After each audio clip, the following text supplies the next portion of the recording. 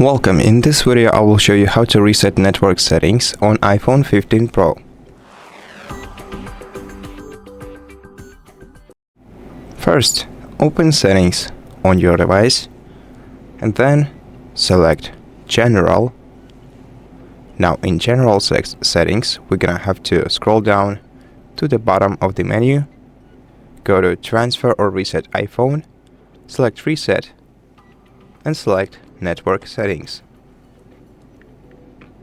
Enter your password and confirm, and then wait until the reset is finished.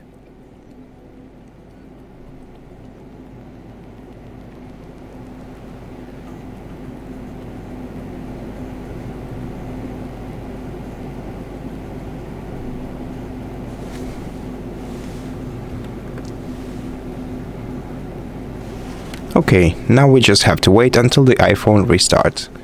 And that's basically it. Thank you for watching this video. If you liked it, please consider subscribing to our channel, leave us a like and a comment below, and I'll see you in the next one.